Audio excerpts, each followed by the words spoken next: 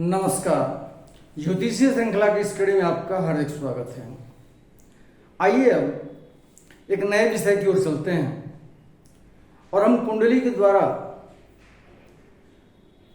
जातक की विद्या और बुद्धि के बारे में विचार करेंगे। उनसे संबंधित सूत्रों का अध्ययन करेंगे।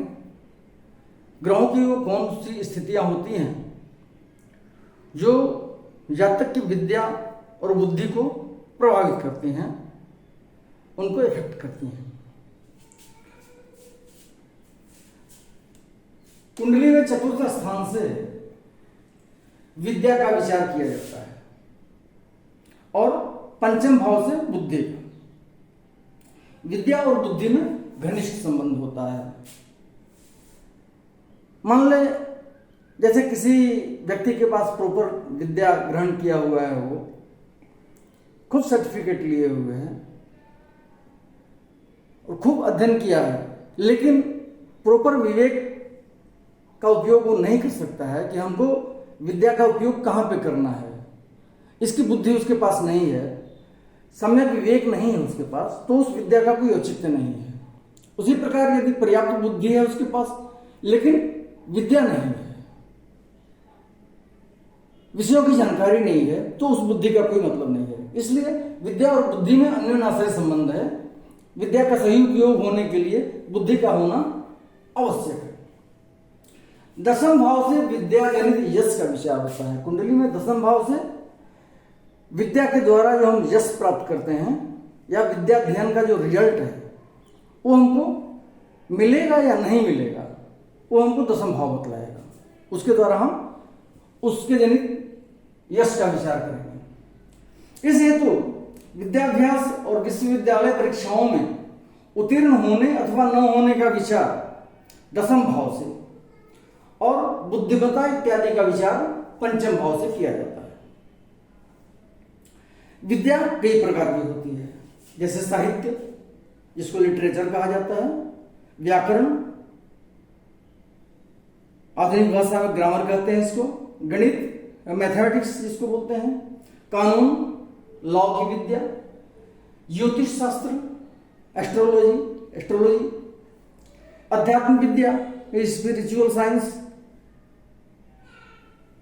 वेदांत वेद का भाष्य करना,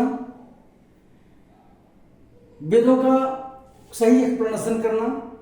आधुनिक भाषा में इसको हम फिलोसफी कह सकते हैं। फिलोसफर की भूमिका में आदमी होता है। काव्य, पोएट्री इत्यादि, या वैदिक शास्त्र हो गया, मेडिकल साइंस, इस प्रकार कई प्रकार की विद्याएं होती हैं।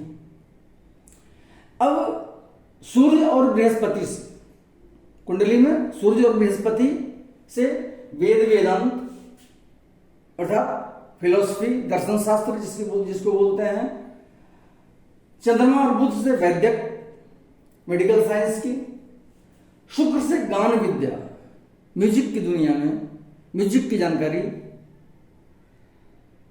प्राप्त की जाती है। प्रभावशाली व्याख्यान शक्ति, इफेक्टिव जो उसका स्पीकिंग पावर है, व्याख्या करने की और लेक्चर देने की जो शक्ति है, उसका विचार हम शुक्र से करते हैं।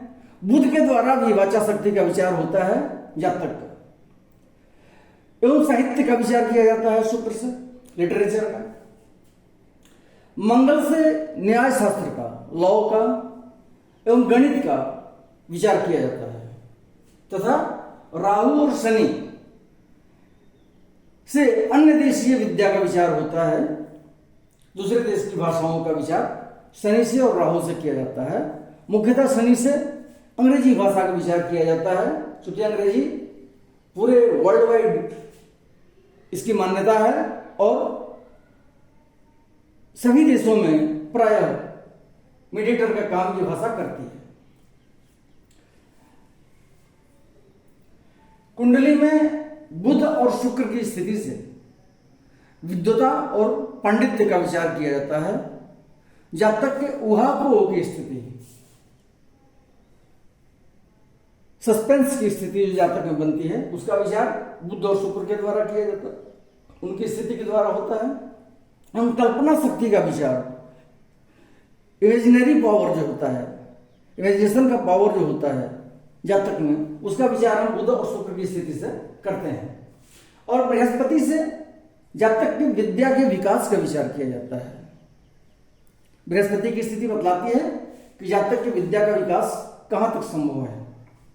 इसी प्रकार द्वितीय भाव, चतुर्थ भाव और नवम भाव से भी इन्हीं सब बातों का अनुमान किया जाता है। द्वितीय भाव से विद्या में निपुणता या प्रवीणता इत्यादि का विचार होता है। बुध से विद्याध्ययन और विद्या ग्रहण की शक्ति का विचार होता है।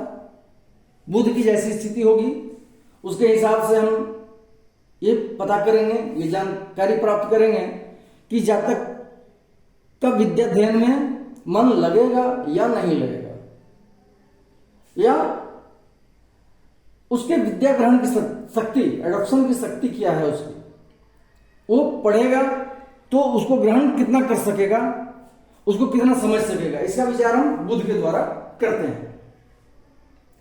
नवम भाव एवं चंद्रमा से काव्य कुशलता, क्या क्षमता है जातक की पोइट्री के मामले में, काव्य की कितनी समझ है उसको, और धार्मिक विचार तथा अध्यात्म विद्या का विचार किया जाता है नवम भाव एवं चंद्रमा से।